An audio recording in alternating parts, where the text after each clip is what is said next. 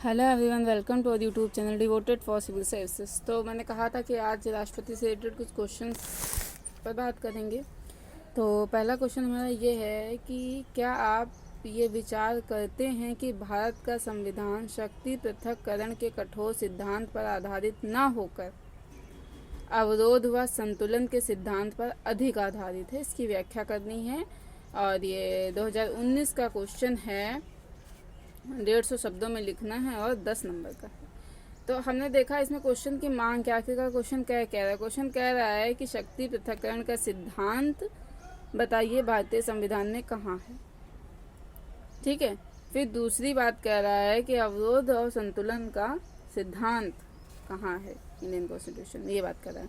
तो इसमें सबसे पहले हम इंट्रो देंगे। इंट्रो में ये बताएंगे कि शक्ति पृथक्करण सिद्धांत शक्तियों के केंद्रीयकरण पर रोक लगाते हैं। ठीक है ना। सरकार के किसी भी अंग की निरंकुशता की संभावना पर प्रतिबंध लगाता है। ठीक है ना। इसके तहत शासन के तीनों अंगों की शक्तियों में पृथक्करण, तीनों अंगों के सदस्यों में पृथक्करण देखने को मिलता है। फिर बताएंगे भारतीय संविधान में आर्टिकल 50 क्या बताता है कि कार्यपालिका और न्यायपालिका में पृथक्करण है। आर्टिकल 121 क्या बताता है कि न्यायाधीशों के आचरण पर संसद में चर्चा नहीं है। आर्टिकल 122 क्या बताता है कि संसदीय प्रक्रियाओं की वैधता पर न्यायालय में प्रश्न नहीं उठाया जाएगा। ठीक है ना, ये है। फिर लेकिन जो है भारत में शक्ति पृथक्करण का कठोर रूपी शक्ति पृथक्करण का कठोर रूप नहीं है, बल्कि यह अवरोध व संतुलन पर अधिक आधारित है। कैसे?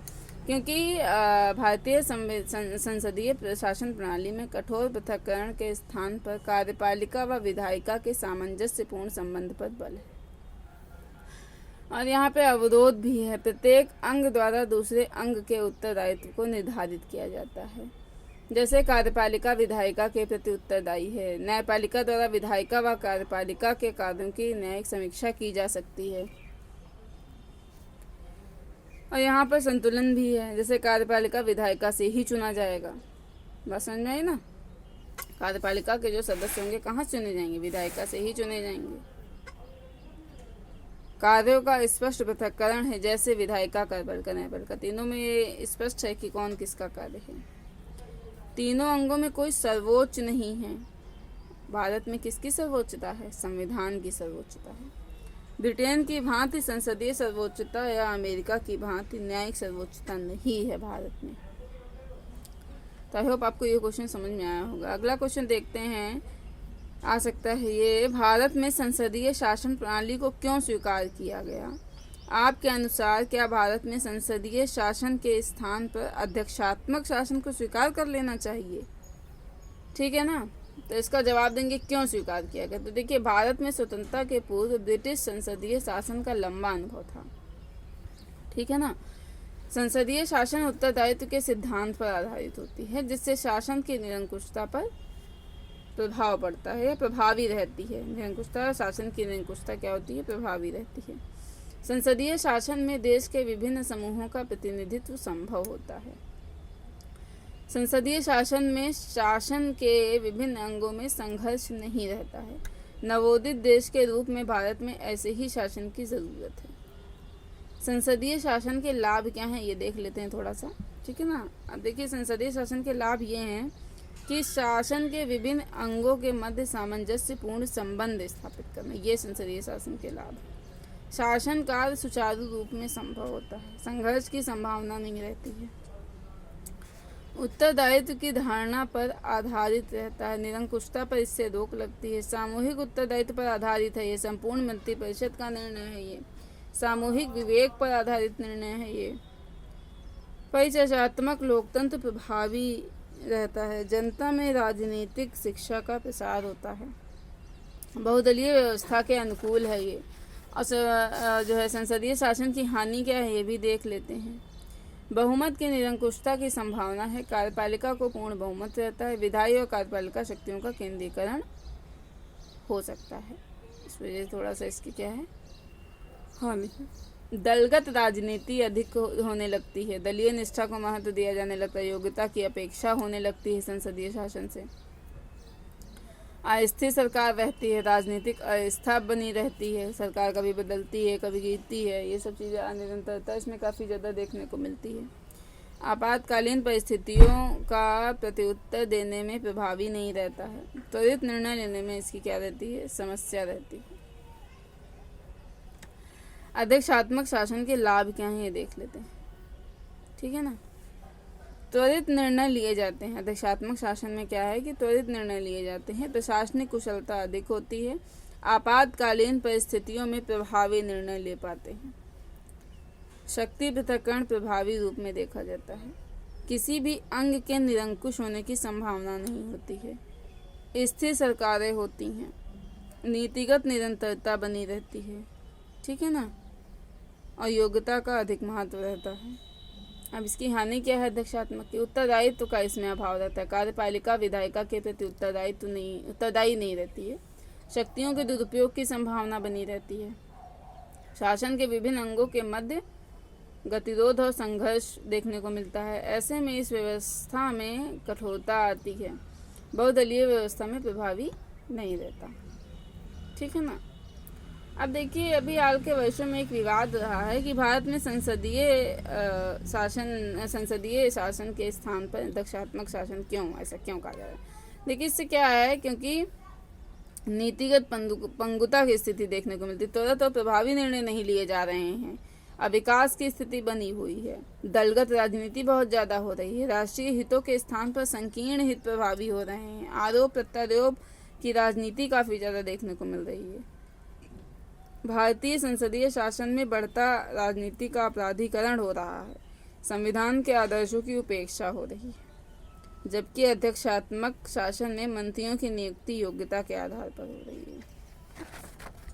संसदीय शासन प्रणाली में प्रधानमंत्री की निरंकुशता की संभावना बनी रहती है, इसकी तुलना में जनता द्वारा निर्वाचित राष्ट्रपति अधिक बेहतर होता है। लेकिन भारत में संसदीय शासन ही उचित है। क्यों? नरसिम्हा में न्यायालय ने संसदीय लोकतंत्र को संविधान का आधारभूत ढांचा घोषित किया है। समस्याएं और सीमाएं दोनों शासन प्रणाली में हैं, लेकिन संसदीय शासन भारतीय समाज के लिए उपयुक्त है क्योंकि यह उत्तरदायित्व पर आधारित है। भारत के विविधतापूर्ण समाज में सभी वर्गों का प्रतिनिधित्व है, गतिरोध या संघर्ष रहता है, सुचारू रूप में कार्य होता है, ठीक है ना, चर्चा पर चर्चा का बेहतर अवसर दे देता है और राजनीतिक शिक्षा का प्रसार होता है। अब एक अगला क्वेश्चन है, बात करते हैं भारत में राष्ट्रपति का पद संवैधानिक अलंकरण से अधिक और कुछ भी नहीं है, इसमें अपने विचार देने। तो पहला स्टेप क्या है कि ऐसा प्रश्न क्यों आखिरकार पूछा गया है, यानी अगर राष्ट्रपति के पद को केवल संवैधानिक अलंकरण या रबर स्टैम्प बोला जा रहा है तो क्यों बोला जा रहा है। संसदीय शासन प्रणाली के तहत राष्ट्रपति संवैधानिक प्रमुख और राष्ट्राध्यक्ष के रूप में महत्वपूर्ण स्थान रखते हैं। संवैधानिक अलंकरण से ये अधिक क्यों नहीं है, इसको देखते हैं। क्योंकि राष्ट्रपति को ब्रिटिश शासन की भांति नाम मात्र की कार्यपालिका के रूप में देखा जाता है, ठीक है ना। 42वां कॉन्स्टिट्यूशनल अमेंडमेंट के बाद जिसके लिए प्रधानमंत्री और मंत्रिपरिषद की सलाह पर कार्य करना बाध्यकारी है, अर्थात राष्ट्रपति के पास संवैधानिक रूप में विवेकाधीन शक्ति नहीं है, इसलिए अलंकरण इसे कहा जा रहा है, ठीक है ना। दलीय व्यवस्था के तहत प्रायः राष्ट्रपति की प्रतिबद्धता और निष्ठा अपने दल के प्रति होती है, इसलिए राष्ट्रपति पद की संवैधानिकता, गरिमा और प्रासंगिकता पर प्रश्न उठते हैं, अतः उसे अलंकरण मात्र या रबर स्टैम्प की भांति ऐसी उपाधि उसे दी जाती है। इसमें अपने विचार हैं तो ऐसा नहीं है, क्योंकि राष्ट्रपति अपने विचार अगर देने कहे जो तो हम क्या बोलेंगे कि ऐसा नहीं है कि क्योंकि राष्ट्रपति की शक्ति जो संसदीय शासन में दी गई है वो निश्चित रूप से अपेक्षा की गई है कि वह अपनी भूमिका केवल सरकार की हाँ में हाँ मिलाने पर है, ऐसा माना जाता है, लेकिन वस्तु स्थिति ऐसी नहीं है, वास्तविकता ये नहीं है, या संविधान निर्माता ऐसा नहीं सोचते थे। यहाँ तक कि पहला क्या है कि जो राजेंद्र प्रसाद थे राष्ट्रपति, उनका भी विचार यह नहीं था कि वह रबर स्टैम्प के रूप में इसे देखते थे, बल्कि वो मानते थे कि परिस्थितियों को ध्यान में रखकर राष्ट्रपति का पद बहुत महत्वपूर्ण हो जाता है, क्योंकि संवैधानिक विवेकाधिकार नहीं होता, लेकिन जब भी देश के सामने कोई संवैधानिक संकट उत्पन्न होता है या संवैधानिक स्थिति में समस्या आती है तो वहाँ पर राष्ट्रपति का पद अपने आप महत्वपूर्ण हो जाता है, क्योंकि उसे परिस्थिति जन्य विवेकाधिकार दिया गया है। जैसे अगर चुनाव के बाद सरकार नहीं बन पा रही है तो वहाँ प्रधानमंत्री किसे इनवाइट करता है, तो ये राष्ट्रपति का विवेकाधिकार है। मैंने बताया था प्रीवियस वीडियो में भी। दूसरा क्या है कि मंत्रिपरिषद और सलाह को पुनर्विचार के लिए वापस भेज सकता है। ये सामान्य शक्ति नहीं है, गरिमामय पद नहीं है, ऐसा लोग कहते हैं। पुनर्विचार मीडिया से लेकर सरकारों तक चर्चा का विषय रहा है। सरकार के ऊपर दबाव बनता है, आम जनता में यह संदेश जाता है कि निश्चित रूप में उस विधेयक में कोई ना कोई ऐसी समस्या जिसके कारण वापस हुआ होगा। तीसरा क्या, कई महत्वपूर्ण शक्तियां हैं इसके पास में। मंत्रिपरिषद और प्रधानमंत्री के किसी भी काम से संबंधित कोई भी सूचना मांग सकते हैं और इन सूचनाओं के आधार पर आम जनता को भी यह जानकारी मिल पाती है कि प्रधानमंत्री और मंत्रिपरिषद किस रूप में काम करते हैं और उनके ऊपर एक गार्जियन, संरक्षक, अभिभावक के रूप में राष्ट्रपति अपनी महत्वपूर्ण भूमिका निभाते रहते हैं। राष्ट्रपति, प्रधानमंत्री, मंत्रिपरिषद के बीच के संबंधों के आधार पर भी बोला जा सकता है कि राष्ट्रपति कई बार उनके व्यक्तित्व पर यह निर्भर करता है कि उनकी भूमिका कैसे होने वाली है। कई राष्ट्रपति का व्यक्तित्व ऐसा रहा है कि प्रधानमंत्री और मंत्रिपरिषद को गाइडेंस या मार्गदर्शन देते रहे हैं। हमारे यहाँ सक्रिय राष्ट्रपतियों का बड़ा दौर रहा है, चाहे वह डॉक्टर राजेंद्र प्रसाद रहे हों, चाहे KR नारायणन रहे हों या APJ अब्दुल कलाम रहे हों। घरेलू राजनीति पर राष्ट्रपति का रोल महत्वपूर्ण हो जाता है। प्रणब मुखर्जी ने लक्ष्य दिया था कि भारत की सांस्कृतिक एकता आदि को बनाए रखना घरेलू स्तर पर, यानी कि हिंसा होने पर, इन सब चीज़ों को लेकर के उन्होंने भाषण भी दिया था। तो मैंने क्या कहा कि संवैधानिक अलंकरण मात्र नहीं है राष्ट्रपति का पद। इसमें क्या बताएंगे कि डॉक्टर राजेंद्र प्रसाद जो है, राष्ट्रपति की बड़ी भूमिका केवल रबड़ स्टैंप की नहीं है, उन्होंने ऐसा कहा, बल्कि राष्ट्रपति से संविधान के परिरक्षण, रक्षण और प्रतिरक्षण की अपेक्षा की जाती है। सरकार के मार्गदर्शक के रूप में अपनी भूमिका निभाता है, ठीक है ना। राष्ट्रपति उस धुरी के समान है जो किसी भी संकट की स्थिति में संवैधानिक तंत्र को संतुलित कर सकता है। इस संदर्भ में परिस्थिति जन्य विवेकाधिकार रहते हैं। प्रधानमंत्री की नियुक्ति लोकसभा में बहुमत न होने पर है। मंत्रिपरिषद की सलाह को पुनर्विचार के लिए वापस भेजना, प्रधानमंत्री से मंत्रिपरिषद के संबंध में सूचना देना। राष्ट्रपति का व्यक्तित्व सरकार को जवाबदेह बनाने और नागरिकों को प्रेरित करने में महत्वपूर्ण भूमिका निभाता है। राष्ट्रपति द्वारा दिए गए निर्देश, कथन, जनमत को निर्धारित होते हैं। विदेश नीति से लेकर घरेलू स्तर पर राष्ट्रपति की सक्रियता का सकारात्मक प्रभाव पड़ता है, जैसे doctor KR Narayanan, doctor APJ Abdul Kalam. इस प्रकार स्पष्ट है कि राष्ट्रपति का पद केवल संवैधानिक अलंकरण मात्र नहीं है, हालांकि संसदीय शासन प्रणाली के तहत नाम मात्र की कार्यपालिका है, फिर भी उनको कई महत्वपूर्ण भूमिकाएं सौंपी गई हैं। उनके व्यक्तित्व पर निर्भर करता है कि वह अपनी सक्रियता किस रूप में दिखाते हैं। अध्यादेश का आश्रय लेने में हमेशा ही, अब नेक्स्ट क्वेश्चन अब हम देख लेते हैं, ठीक है ना। ये वाला क्वेश्चन वाला हो गया। आप जो मैं बता रही हूँ ना, आप इसको एक बार राइट डाउन जरूर कीजिएगा, अपने आप से लिखिएगा ज़रूर, तो आपको बेहतर तरीके से समझ में आएगा, ठीक है ना। देखिए, अध्यादेश का आश्रय लेने से हमेशा ही शक्तियों के पृथक्करण सिद्धांत की भावना के उल्लंघन पर चिंता जागृत की है। अध्यादेश को लागू करने की शक्ति के तर्काधार को नोट करते हुए विश्लेषण कीजिए कि क्या इस मुद्दे पर सर्वोच्च न्यायालय के विनिश्चयों यानी कि निर्णयों ने इस शक्ति का आश्रय लेने को और सुगम बना दिया है। क्या अध्यादेशों को लागू करने की शक्ति का निरसन कर दिया जाना चाहिए। ये 200 शब्दों में लिखना है, 12.5 नंबर का है और 2015 का क्वेश्चन है।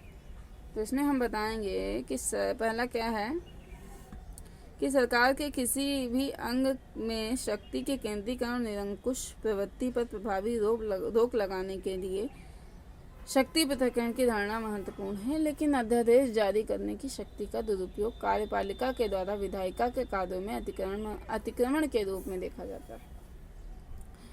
अध्यादेश शक्ति को लागू करने के तर्काधार क्या क्या हैं, देखिए। आपवादिक परिस्थितियों में राष्ट्राध्यक्ष के रूप में विधि निर्माण की वैकल्पिक शक्ति रहती है। अस्थायी कानून के रूप में आपने देखते हैं, मतलब यह नीति निरंतरता को बनाने के लिए आवश्यक है और यह संविधान के लचीले स्वरूप को दर्शाता है। सर्वोच्च न्यायालय के निर्णय क्या क्या हैं। आरसी कूपर वाद में न्यायपालिका का निर्णय दिया गया कि राष्ट्रपति के अध्यादेश जारी करने की शक्ति को इस आधार पर न्यायालय में चुनौती दी जा सकती है कि इसके द्वारा विधायिका में चर्चा और बहस को उपेक्षित किया जाए। डीसी वाधवा वाद में यदि अध्यादेश जारी करने को सामान्य प्रक्रिया बना लिया गया और अध्यादेश राज्य की स्थिति उत्पन्न हो गई हो तो न्यायपालिका अध्यादेश को एक ही विषय पर बार बार जारी करने पर रोक लगा सकती है। अध्यादेश का प्रयोग असाधारण परिस्थितियों में होना चाहिए, न कि राजनीतिक उद्देश्यों को पूरा करने के लिए। उपरोक्त निर्णयों में अध्यादेश के दुरुपयोग पर प्रभावी नियंत्रण स्थापित करने के उपाय नहीं है, क्योंकि कार्यपालिका द्वारा अध्यादेश को संसद के सम्मुख प्रस्तुत करने के पूर्व ही वापस जो है या सत्य न होने पर फिर से वही अध्यादेश लाना मिल जाता है। इसी संदर्भ में कृष्ण कुमार सिंह बनाम बिहार राज्यवाद में न्यायालय ने इसके दुरुपयोग पर प्रभावी रोक लगाई और निर्णय दिया कि एक ही विषय पर बार बार अध्यादेश जारी करना संविधान के साथ धोखा है और यह लोकतांत्रिक विधायी प्रक्रिया को कमजोर करता है। इसलिए इस पर राष्ट्रपति का समाधान न्यायिक समीक्षा के अधीन है। राष्ट्रपति व राज्यपाल को विधि बनाने के समानांतर स्रोत के रूप में नहीं देखा जा सकता है। अध्यादेश को संसद के सामने प्रस्तुत करना सरकार का अनिवार्य दायित्व है। अध्यादेश की शक्ति के निरसन का तर्क क्या है, दुरुपयोग और नकारात्मक प्रभाव इसका देख लेते हैं। अध्यादेश शक्ति पृथक्करण की धारणा के प्रतिकूल है। कार्यपालिका द्वारा विधायी कार्य इसमें किया जाता है। अध्यादेश का संवैधानिक विधायी प्रक्रिया संसदीय विधि से कहते हैं कि समानांतर प्रयोग करना संविधान का अतिक्रमण है। अध्यादेश के द्वारा किसी विषय पर संसद का सामना करने से बचती है, अतः ऐसे विषय पर पर्याप्त चर्चा और परिचर्चा नहीं हो पाता। विपक्षी दलों की भूमिका इसमें सीमित हो जाती है। उच्च सदन यानी कि राज्यसभा में बहुमत न होने की स्थिति में भी सरकार द्वारा अध्यादेश का आश्रय दिया जाता है। राज्यसभा की भूमिका को सीमित करने का इसमें प्रयास किया जाता है। यह संवैधानिक प्रावधानों और संस्थाओं के दुरुपयोग को बढ़ावा देता है, लेकिन अध्यादेश के प्रावधान का निरसन नहीं बल्कि उसके दुरुपयोग पर रोक आवश्यक है, क्योंकि भारतीय संसदीय शासन में कठोर शक्ति पृथक्करण नहीं है। कार्यपालिका को असाधारण परिस्थितियों में दिया गया एक विधायी कार्य है, लेकिन इस पर संवैधानिक सीमाएं हैं। अध्यादेश जारी करने के शर्त हैं, इसकी न्यायिक समीक्षा जो है सम। अब बात करते हैं 2014 में पूछा गया ये क्वेश्चन है कि मृत्यु दंडादेशों के लघुकरण में राष्ट्रपति के विलंब के उदाहरण न्याय प्रत्याख्यान यानी कि डिनायल के रूप में लोक वाद विवाद के अधीन आए हैं। क्या राष्ट्रपति द्वारा ऐसी याचिकाओं को स्वीकार करने या अस्वीकार करने के लिए एक समय सीमा का विशेष रूप से उल्लेख किया जाना चाहिए? तो इसका हमें विश्लेषण करना है। तो देखिए, क्षमादान की शक्ति क्यों आखिरकार? तो देखिए, न्यायिक त्रुटियों को दूर करने के लिए और अन्याय की संभावनाओं को समाप्त करने के लिए इसका ये शक्ति है, ठीक है ना। संदेहपूर्ण दोष सिद्धि की स्थिति में राष्ट्रपति को संवैधानिक प्रमुख के रूप में यह शक्ति दी गई है। जेल में बंद कैदियों को अनुशासित व्यवहार करने की प्रेरणा दी जाती है। मृत्यु दंड के लघुकरण के मामलों में राष्ट्रपति द्वारा विलंब किया जाता है। अनुच्छेद 72 के अधीन राष्ट्रपति मृत्युदंड के मामलों पर लघुकरण की शक्ति रहती है, मतलब शक्ति होती है उनके पास में, लेकिन मंत्रिपरिषद की सलाह पर ही निर्णय लेता है। राजनीतिक कारणों से प्रायः ऐसे निर्णय को लेने में विलंब होता है। पीड़ित पक्ष की संवेदनाओं या जमानत की संवेदनशीलता को ध्यान में रखकर निर्णय लिए जाते हैं और इसमें प्रक्रियागत काफ़ी ज़्यादा जटिलताएं हैं। जैसे निर्भया कांड में चारों ने एक एक करके अपील की थी, ये सब चीज़ें। वर्तमान में राष्ट्रपति के पास लंबित मामलों की अधिकता ज़्यादा है। अनेक मामलों में 10 से अधिक वर्ष पुराने समाधान के अपील देखे जा रहे हैं जिन पर निर्णय ही नहीं लिया गया। आर्टिकल 21 के तहत तो क्या है ये, जीवन के अधिकार का उल्लंघन है। इस विलंब को न्याय न होने के रूप में देखा जा सकता है, क्योंकि यह आर्टिकल 21 के गरिमा में जीवन के आधार का उल्लंघन, मृत्युदंड के दोष सिद्ध व्यक्ति मानसिक बीमारी से ग्रस्त हो जाते हैं, जैसा कि शत्रुघ्न चौहान बाद में सुप्रीम कोर्ट ने भी निर्णय दिया। राष्ट्रपति के पास लंबित मृत्युदंड से संबंधित अपील को न्यायालय स्वयं लघुकरण में परिवर्तन कर सकता है यदि निर्णय में अनावश्यक देरी है।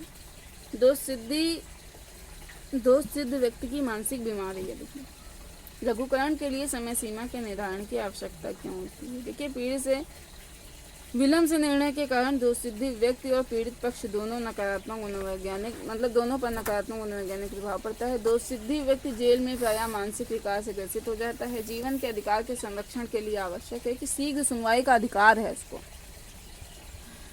विलंब से निर्णय जीवन के अधिकार का उल्लंघन होता है। लेकिन लघुकरण से संबंधित मामले अत्यधिक संवेदनशील होते हैं। ऐसे में शीघ्रता में निर्णय व्यवहारिक नहीं होता। ऐसे मामलों का वर्गीकरण करना चाहिए हम लोगों को। इसीलिए कुछ साधारण मामलों में समय सीमा का निर्धारण होना चाहिए। तो आई होप आप लोगों को ये समझ में आए होंगे जो इससे रिलेटेड क्वेश्चन मैंने बताए अभी। अब बात करेंगे उपराष्ट्रपति के बारे में। देखिए, ये क्या है, एक तो संवैधानिक पद है और अमेरिका से ली गई धारणा है, और इसकी योग्यता क्या है वो देखेंगे। और योग्यता इसकी आर्टिकल 63 में दी गई है संविधान में। देखिए, एक तो भारत का नागरिक होना चाहिए, 35 वर्ष आयु कंप्लीट होनी चाहिए, राज्यसभा का सदस्य निर्वाचित होने की योग्यता होनी चाहिए।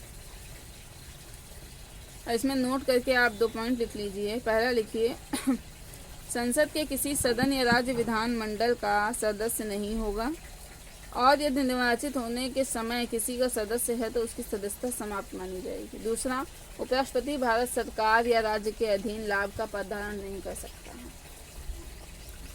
उपराष्ट्रपति का निर्वाचन क्या है कि उपराष्ट्रपति का निर्वाचन संसद के दोनों सदनों के सभी सदस्यों से मिलकर बने निर्वाचक गण से होता है। इनका निर्वाचन आनुपातिक प्रतिनिधित्व के एकल संक्रमणीय मत प्रणाली द्वारा होता है। पदावधि क्या है इसकी कि 5 वर्ष की होती है, लेकिन इसके पूर्व भी उपराष्ट्रपति द्वारा राष्ट्रपति को त्यागपत्र दिया जा सकता है या पदमुक्त भी किया जा सकता है। पदमुक्त की प्रक्रिया क्या है कि उपराष्ट्रपति के पदमुक्ति का कोई आधार नहीं है। राज्यसभा के ऐसे संकल्प द्वारा उन्हें पदमुक्त किया जा सकता है जो राज्यसभा के तत्कालीन सदस्यों के बहुमत से पारित किया गया और जिससे लोकसभा सहमत हो, यानी कि साधारण बहुमत। फिर क्या है कि तत्कालीन सदस्यों का बहुमत का मतलब क्या है कि 245 सीट हैं और 10 रिक्त हों तो प्रभावी कितनी हुई 235, और 235 का 50% + 1 वो हुआ हमारा बहुमत। साधारण बहुमत क्या है, उपस्थित और मत देने वालों का मत। जैसे 200 आए हों, 20 नहीं मत देंगे तो 180 का 50% + 1। ठीक है, नोट करके लिख लीजिए कि उपराष्ट्रपति अपनी पदावधि समाप्त हो जाने के बाद भी तब तक अपना प्रदान करते रहेंगे जब तक कि उनका उत्तराधिकारी कार्यभार ग्रहण कर नहीं लेता। इसमें शपथ का फिर प्रावधान दिया गया है कि आर्टिकल 69 के तहत राष्ट्रपति या उसके द्वारा नियुक्त व्यक्ति के सामने शपथ लेता है। कार्य इसके दिए गए हैं। आर्टिकल 65 के तहत उपराष्ट्रपति राष्ट्रपति के पद में आकस्मिक रिक्ति यानी कि जो खाली हो जाता है पद या अनुपस्थिति के दौरान कार्यकारी राष्ट्रपति के रूप में अपनी भूमिका का निर्वहन करते हैं। इस दौरान उन्हें राष्ट्रपति की सभी शक्तियां और उन्नतियां प्राप्त होती। आर्टिकल 64 के तहत उपराष्ट्रपति राज्यसभा का पदेन सभापति होता है। नोट करके लिख लीजिए कि जब कार्यकारी राष्ट्रपति की भूमिका निभाते हैं तो उस अवधि के दौरान राज्यव्यवस्था के सभापति के रूप में कार्य नहीं करते। देखिए क्या है कि पीएम और मंत्रिपरिषद का क्या है कि संसदीय शासन प्रणाली ब्रिटेन से ली गई थी। ठीक है, मैंने बताया था। संसदीय शासन प्रणाली में दोहरी कार्यपालिका पाई जाती है, एक नाम मात्र की कार्यपालिका और एक वास्तविक कार्यपालिका। नाम मात्र की कार्यपालिका यानी वहाँ के राजा या रानी जिसे हम क्राउन कहते हैं, और उसी तरीके से भारत में नाम मात्र की कार्यपालिका यानी राष्ट्रपति जिन्हें वास्तविक शक्तियाँ नहीं हैं लेकिन वे कार्यपालिका के प्रमुख या राष्ट्र के अध्यक्ष माने जाते हैं, और दूसरी ओर शासन के अध्यक्ष के रूप में दोनों जगहों पर पीएम का पद देखा जाता है। ब्रिटेन में जब संसदीय शासन प्रणाली शुरू हुई थी उसके पहले का जो इतिहास रहा है वहाँ भी राजतंत्र हुआ करता था, लेकिन राजतंत्र वहाँ पर काफ़ी निरंकुश हुआ करता था और उसको लेकर तमाम तरीके से नागरिक बुद्धिजीवियों आदि के बीच एक असंतोष और आक्रोश का माहौल बना हुआ था। 1688 के बाद जब ब्रिटेन में गौरवमयी क्रांति हुई उसके बाद वहाँ राजतंत्र से क्रमिक रूप में लोकतंत्र की ओर ब्रिटेन का इतिहास आगे बढ़ता है। ब्रिटेन में विलियम जी नए राजा के रूप में आए। उन्होंने जनता द्वारा चुनी हुई संसद को कुछ शक्तियां दी, स्पीकर को कुछ शक्तियां मिली, राजा को सलाह देने के लिए एक तंत्र का निर्माण किया गया जिसे हम पीएम और मंत्रिपरिषद कहते थे। जिस जगह पर ये सब गतिविधियां हुई थी यानी पीएम और मंत्रिपरिषद जहां होते थे उसे हम वेस्टमिंस्टर जगह कहते थे, इसी से उनका नाम वेस्टमिंस्टर सिस्टम पड़ गया। वेस्टमिंस्टर सिस्टम मीन्स एक ऐसी शासन प्रणाली जहां पर वास्तविक कार्यपालिका के रूप में पीएम और मंत्रिपरिषद पाए जाते हैं। तो हम बात करेंगे पीएम और मंत्रिपरिषद क्या है, इसके बारे में थोड़ा सा देखेंगे। तो मैंने क्या बताया कि ब्रिटेन के वेस्टमिंस्टर प्रणाली पर आधारित है संसदीय शासन प्रणाली। इसका मतलब संवैधानिक प्रावधान आर्टिकल 75 में दिए गए हैं। राष्ट्रपति द्वारा प्रधानमंत्री की नियुक्ति की जाती है, निर्वाचन नहीं होता है, ध्यान रहे, नोट कर लीजिए। नियुक्ति होती है उसका, प्रधानमंत्री का निर्वाचन नहीं होता है। क्वेश्चन बहुत बार पूछा चुका है, ठीक है ना। राष्ट्रपति प्रधानमंत्री की सलाह पर अन्य मंत्रियों की नियुक्ति करता है। अब प्रधानमंत्री होगा कौन? लोकसभा में बहुमत प्राप्त दल या गठबंधन का नेता होता है, उसे जो है पीएम अपॉइंट करता है। फिर क्या है कि मंत्री राष्ट्रपति के प्रसाद पदक में अपने पद को धारण करते हैं। प्रसाद पदक का मतलब क्या है कि निश्चित कार्यकाल नहीं है, हटाने के लिए किसी आधार की जरूरत नहीं है। प्रसाद पदक का मतलब आप ये समझ सकते हैं कि जब तक जैसे राष्ट्रपति खुश है तब तक आप मंत्री हैं, और अगर राष्ट्रपति खुश नहीं है तो आपको हटा सकता है, आप ऐसे समझ सकते हैं। ये है प्रसाद पदक का मतलब। सैद्धांतिक रूप में पीएम भी प्रसाद पदक में होते हैं, लेकिन व्यवहारिक रूप में पीएम को तभी हटाया सकता है जब लोकसभा में बहुमत ना, ठीक है ना। उत्तरदायित्व का सिद्धांत क्या है कि देखिए, एक तो होता है व्यक्तिगत उत्तरदायित्व, दूसरा होता है सामूहिक उत्तरदायित्व। व्यक्तिगत उत्तरदायित्व में मंत्री व्यक्तिगत रूप से राष्ट्रपति के प्रति उत्तरदायी होते हैं। सामूहिक उत्तरदायित्व में मंत्रिपरिषद सामूहिक रूप में लोकसभा के प्रति उत्तरदायी होता है, संसद के प्रति नहीं होता है, ध्यान दें, ठीक है ना। आई होप आप लोगों को क्लियरिटी आ गई। मंत्रिपरिषद का आकार क्या होगा? 91वें संविधान संशोधन 2003 द्वारा निर्धारित किया गया। मंत्रियों की कुल संख्या प्रधानमंत्री सहित लोकसभा के कुल सदस्यों के 15% से अधिक नहीं हो सकती है, ठीक है ना। मंत्रिपरिषद को 3 वर्गों में विभाजित किया गया है। पहला है कैबिनेट मंत्री, यानी कि मंत्रालयों के अध्यक्ष, वर्तमान में 23 मंत्रालय, ठीक है ना। फिर क्या है राज्य मंत्री, यानी कि कैबिनेट मंत्री को सहायता और सलाह देने के लिए, ठीक है ना। कैबिनेट की बैठकों में भाग नहीं लेते हैं लेकिन आमंत्रण देने पर भाग लेते हैं, ठीक है ना। स्वतंत्र प्रभार के मंत्री, जैसे स्वतंत्र विभाग हो गया बट मंत्रालय का दर्जा उसको नहीं दिया जाता है। फिर थर्ड आता है उप मंत्री। कैबिनेट मंत्री और राज्य मंत्री की सहायता और सलाह देने के लिए होते हैं, ठीक है ना। तो आप लोगों को आई होप इसमें समझ में आया। फिर क्या है कि मंत्रिपरिषद और मंत्रिमंडल में डिफरेंस क्या होता है, थोड़ा देख लेते हैं। जो मंत्रिपरिषद है सभी वर्गों के मंत्री शामिल होते हैं इसमें, जैसे कैबिनेट, राज्य और उप मंत्री। लेकिन जो मंत्रिमंडल होता है इसमें केवल कैबिनेट मंत्री होते हैं। इसे लघु संस्था कहते हैं, जबकि मंत्रिपरिषद वाले को, क्योंकि इसमें तीनों शामिल होते हैं, कैबिनेट, राज्य और उप मंत्री, तो इसलिए इसको विशाल संस्था कहते हैं। जो मंत्रिपरिषद है इसकी संरचना और गठन के संबंध में संवैधानिक प्रावधान किया गया है आर्टिकल 74 और 75 में। और संविधान में कैबिनेट की संरचना और गठन के संबंध में प्रावधान किया गया है। कैबिनेट शब्द का उल्लेख लेकिन केवल आर्टिकल 352 में किया गया है। जो मंत्रिपरिषद का मूल कार्य होता है नीतियों का कार्यान्वयन करना होता है, जबकि मंत्री जो ये है मंत्रिमंडल में, इसमें क्या होता है नीति निर्धारण की ये सर्वोच्च संस्था मानी जाती है मंत्रिमंडल। ठीक है ना। फिर क्या है कि वो हो गया, ठीक है ना, डिफरेंस। नेक्स्ट क्या है फिर कि प्रधानमंत्री और अन्य मंत्रियों को संसद के किसी न किसी सदन का सदस्य होना चाहिए। ठीक है ना। प्रधानमंत्री और अन्य मंत्रियों को संसद के किसी न किसी सदन का सदस्य होना चाहिए, लेकिन यदि नियुक्ति के समय वह किसी भी सदन के सदस्य नहीं हैं तो भी मंत्री बनाए जा सकते हैं, लेकिन उनके लिए यह अनिवार्य होगा कि वह 6 माह के भीतर किसी न किसी सदन के सदस्यता को ग्रहण कर ले। फिर क्या है, मंत्रियों के विशेषाधिकार देखते हैं। आर्टिकल 88 के तहत मंत्री संसद के किसी भी सदन या समिति दोनों के संयुक्त बैठक में भाग ले सकते हैं और अपने विचार प्रस्तुत कर सकते हैं, लेकिन इनके द्वारा मतदान केवल उसी सदन में किया जा सकता है जिसके वे सदस्य। प्रधानमंत्री की भूमिका क्या है? वास्तविक कार्यपालिका के रूप में कार्य करते हैं, सरकार के वास्तविक प्रमुख होते हैं, समस्त नीतियों का निर्धारण और कार्यान्वयन इन्हीं पर निर्भर करता है।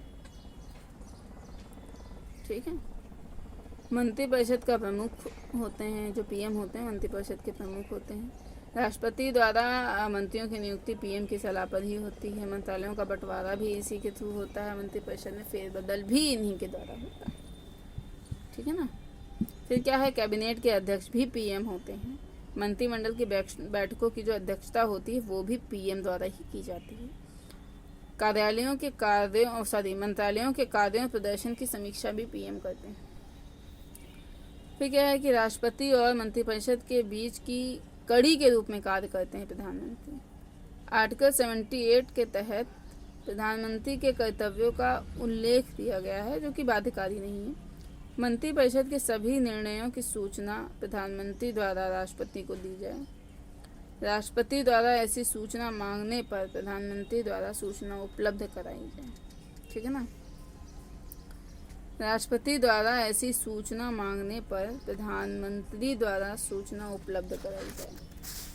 किसी मंत्री द्वारा यदि ऐसा निर्णय लिया गया हो जिस पर मंत्रिपरिषद द्वारा विचार न किया गया हो, तो राष्ट्रपति द्वारा अपेक्षा करने पर प्रधानमंत्री उस निर्णय को मंत्रिपरिषद के समक्ष प्रस्तुत कराएं। ऐसा जिम्मेदारी है उनकी। ठीक है ना। फिर क्या है कि सदन जो है का नेता, यानी कि संसद के जो नेता होते हैं वो भी पीएम ही होते हैं। संसद में सरकार के पक्ष को प्रस्तुत करते हैं। सदन में सभी दलों के साथ समन्वयकारी इनके संबंध होते हैं। देश के नेता के रूप में प्रधानमंत्री की भूमिका होती है। देश के नागरिकों के मत व्यवहार को निर्धारित करने में प्रधानमंत्री की बड़ी भूमिका होती है। नागरिकों के मनोबल को बढ़ावा देने के लिए मजबूत करने का कार्य करते हैं देश के नेता पीएम। दलीय व्यवस्था, और हम थोड़ा प्रधानमंत्री के बारे में देख लेते हैं। ठीक है ना। इसमें देखते हैं कि इसका पहला चरण हम देखते हैं। पहला चरण है 1952 से 67, यानी कि आदर्शवादी राजनीति प्रभावी होती है, मतलब थी इस समय। शासन में लोकतांत्रिक मूल्य निहित था इस समय। 52 से 67 के बीच सहमति पर आधारित शासन था। विरोधियों के साथ भी सामंजस्य था। विपक्ष संख्या में कम, लेकिन उनका नैतिक प्रभाव अधिक था। फिर क्या है, राजनीतिक दलों में आंतरिक लोकतांत्रिक प्रभावी संगठनों में लोकतांत्रिक चुनाव। देखो, राजनीतिक दलों में आंतरिक लोकतांत्रिक प्रभावी था, इसका मतलब क्या है, संगठनों में लोकतांत्रिक चुनाव होता था, लोकतांत्रिक रूप से निर्णय लिया जाते थे, असहमति के स्वर का भी सम्मान होता था। कांग्रेस व्यवस्था क्या थी इस दौरान? एक दलीय प्रभुत्व था। केंद्र व राज्य दोनों में कांग्रेस की सरकार थी। मजबूत प्रधानमंत्री, जिसमें क्या है, बहुमत की सरकार हो, दल में महत्वपूर्ण प्रभाव हो। सामूहिक उत्तरदायित्व पर आधारित सरकार, मंत्रिमंडलीय सरकार, निरंकुश पीएम की संभावना ही नहीं रहती थी। दूसरा चरण क्या है, 1967 से 1990, यानी नए परिवर्तन आए इसमें दलीय व्यवस्था में। प्रतिस्पर्धी राजनीति का दौर देखा गया, कांग्रेस व्यवस्था का विघटन हो रहा था इस समय। अब क्या है कि विभिन्न दलों के, दूसरा चरण मैंने क्या बताया 1967 से 1990 था ना, उसमें काफ़ी नए परिवर्तन है, प्रतिस्पर्धी राजनीति का दौर है, कांग्रेस का विघटन हो रहा था और जो है विभिन्न दलों के मध्य सत्ता के लिए संघर्ष देखने को मिल रहा था। केंद्र में कांग्रेसी सरकार तो बनी, लेकिन अनेक राज्यों में गैर कांग्रेसी सरकार बनी, जैसे यूपी में बीकेडी से चौधरी चरण सिंह की सरकार बनी उस समय जो है। अब दलों में आंतरिक लोकतंत्र का अभाव देखा जाने लगा, ठीक है ना। असहमति के स्वर को दबाना शुरू किया जाने लगा, विरोध की राजनीति शुरू हो चुकी थी, राजनीति विरोध के लिए, मतलब इस तरीके का था। फिर आया ओबीसी राजनीति। 1967 में हरित क्रांति का प्रभाव देखने को मिला, मध्यमकारी जातियों की राजनीतिक जागरूकता और महत्वाकांक्षा में वृद्धि हुई, सामाजिक न्याय के नाम पर जातिगत राजनीति शुरू हुई। रजनी कोठारी ने कहा कि जातियों का राजनीतिकरण यहाँ पे देखा जा रहा है। रुडॉल्फ ने कहा जातियों का लोकतांत्रिकरण अवतार देखा जा रहा था। फिर क्या है, भूमिपुत्र आंदोलन देखा गया, महाराष्ट्र में शिवसेना द्वारा प्रारंभ हुआ, क्षेत्रीय अस्मिता के आधार पर बाहरी लोगों का विरोध शुरू हुआ, क्षेत्रीय राजनीति हुई, क्षेत्रीय दलों का उभार हुआ, ठीक है ना।